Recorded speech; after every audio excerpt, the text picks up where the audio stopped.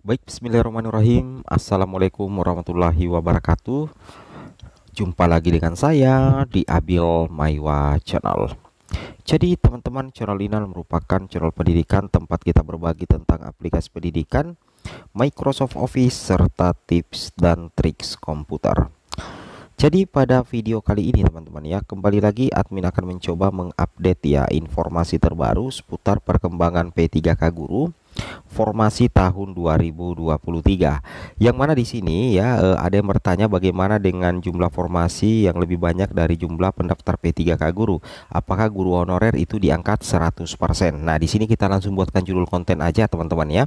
Apakah seluruh guru honorer diangkat 100%? Tanda tanya jika jumlah formasi lebih banyak dari jumlah pendaftar P3K Guru. Ya, oke. Tapi sebelum kita lanjut ya teman-teman, bagi rekan-rekan guru yang baru pertama kali menemukan channel ini, jangan lupa tekan tombol subscribe-nya dan aktifkan lonceng notifikasinya agar setiap hari Bapak Ibu bisa mendapatkan update informasi terbaru seputar perkembangan P3K Guru. Di sini ada yang bertanya ya, apakah seluruh guru honorer itu diangkat 100%? Misalkan ya jumlah formasi lebih banyak dari jumlah pendaftar P3K Guru. Baik, kita langsung saja ya jawab informasi ini. Oke teman-teman ya, kita coba buatkan skema sederhananya. Kita tidak usah buatkan tabel, kita tulis-tulis saja seperti ini ya. Supaya gampang dipahami, kita buatkan dua skema berbeda ya. Misalkan ya, yang pertama itu adalah formasi guru kelas ya, formasi guru kelas SD ya, itu ada 164 dalam satu instansi. Jadi ada 164 formasi guru kelas SD. Nah, setelah dideteksi misalkan ya, jumlah P1 di daerah ini atau di instansi ini ada 20 orang. Kemudian P2-nya ada 5 orang, kemudian P3-nya ada 45 dan P4-nya ada 30. Anggaplah yang P4 ini adalah 15 guru swasta, 15 guru negeri, masa kerja di bawah 3 tahun. Nah, itu adalah jumlah P1, P2, P3, P4 di instansi itu yang linear dengan 164 formasi guru kelas SD. Pertanyaannya sekarang, apakah bisa diangkat semua? Nah, ingat teman-teman ya, kalau misalkan jumlah formasi lebih besar daripada jumlah pelamar, maka otomatis kita katakan saja persentase kelulusannya itu sangat besar. Ya, saya ulangi ya, persentase kelulusannya itu sangat besar. Nah, pertanyaan lagi, apakah dijamin diangkat 100%? Ya, bisa saja ya teman-teman ya, memungkinkan sekali. Kalau jumlah formasi lebih besar daripada jumlah pelamar itu memungkinkan diangkat 100%. Tetapi ingat, ada mekanisme yang harus dilalui. Nah, jadi kalau misalkan mekanismenya tidak bisa dilalui, otomatis meskipun formasi lebih besar daripada jumlah pelamar, tapi Bapak Ibu tidak melaksanakan mekanisme resminya atau aturannya atau aturan mainnya, otomatis teman-teman tetap tidak bisa lulus. Nah, seperti itu kira-kira ya. Jadi anggaplah misalkan sudah penempatan ya, kita coba ambil dulu untuk P120 kan ya, otomatis ini linear dengan guru kelas ini bisa diangkat semua ya teman-teman kanda, tinggal penempatan. Jadi otomatis sisa formasi itu tersisa 144 ya, karena sudah diisi 20 P1. Kemudian setelah seleksi tes cat BKN untuk P2 dan P3, ini memungkinkan tidak terjadinya perengkingan karena jumlah formasi lebih besar daripada jumlah pelamar P2 dan P3. Apalagi salah satu keistimewaan P2 dan P3 itu tidak menggunakan nilai ambang batas ya, tidak menggunakan passing grade, sehingga secara otomatis kalau jumlah berapapun nilainya, itulah nilai terbaik yang mereka dapatkan dan tidak dibebankan dengan nilai ambang batas atau nilai passing grade. Kebetulan P2-nya cuma 5 teman-teman ya, sudah seleksi cat misalkan, otomatis kalau linear maka tidak di ranking, langsung diurutkan ranking 1 sampai ranking 5, itu langsung mengisi semua formasi. Jadi sisa formasi yang tersisa itu 139. Nah, kebetulan P3 ini jumlahnya 45 orang dan linear dengan formasi guru kelas SD dan sudah tes cat BKN. Kita lihat jumlah formasi masih lebih besar daripada jumlah P3. Berarti kemungkinan P3 ini bisa diakomodir semua ya, sepanjang mengikuti prosedur yang yang ada. Nah, begitu juga. Nah, kemudian bagaimana dengan pelamar umum? Nah, ternyata sisa formasi itu ada sekitar 95 teman-teman ya, 90-an lah ya. Nah, lebih besar ya jumlah formasi dengan jumlah pelamar umum.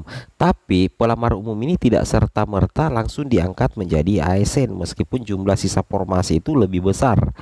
Kenapa? Karena P4 itu dibebankan dengan nilai ambang batas atau nilai passing rate. Nah, kalau guru kelas kan passing rate-nya itu 180. Jadi kalau misalkan setelah tes CAT BKN, anggaplah guru swasta ini hanya mendapatkan 175 atau 179, otomatis itu dianggap tidak lulus karena tidak melewati nilai ambang batas teman-teman ya, seperti itu kira-kira. Nah, jadi tetap memungkinkan diangkat 100% tapi wajib untuk mengikuti mekanisme dan aturan yang ada terkait dengan tes CAT BKN. Seperti itu kira-kira ya. Nah, kemudian kita ambil teks skema yang kedua yaitu formasi matematika ada 30. Teman-teman ya, ingat formasi matematika itu ada 30. Kemudian P1-nya itu 15, P2-nya tidak ada, P3-nya 10, P4-nya 15. Kalau kita jumlahkan semua itu jumlahnya pelamar P3K untuk matematika itu 40, berarti jumlah pelamar lebih besar daripada jumlah formasi.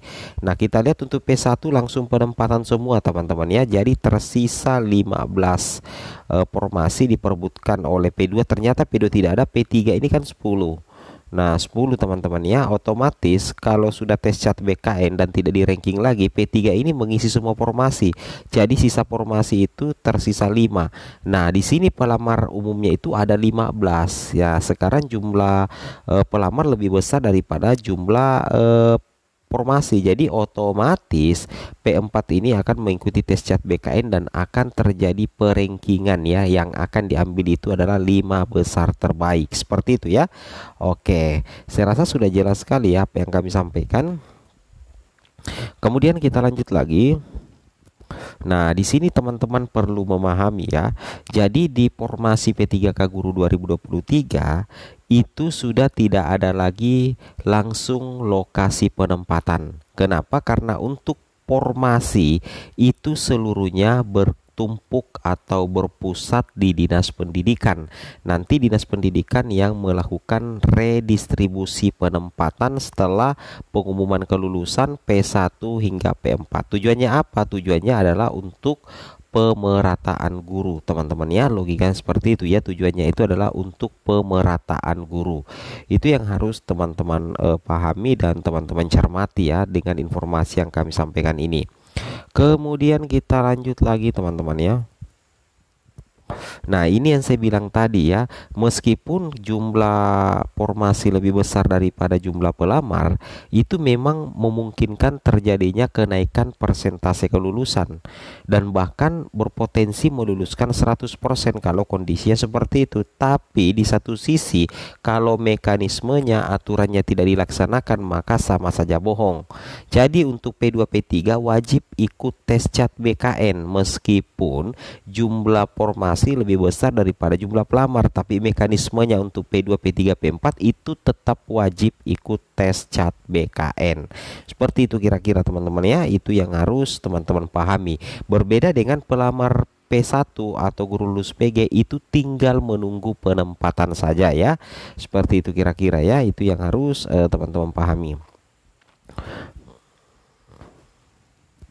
Nah, sebagaimana kalau kita tampilkan di layar monitor ini, teman-teman bisa memperhatikan ya bahwa setelah seleksi administrasi nanti itu nantinya akan ada seleksi kompetensi untuk P2, P3 yang mana materi tesnya itu adalah tes SJT Situational Judgment Test teman-teman, atau sekitar penilaian diri sendiri tupoksi sebagai seorang guru.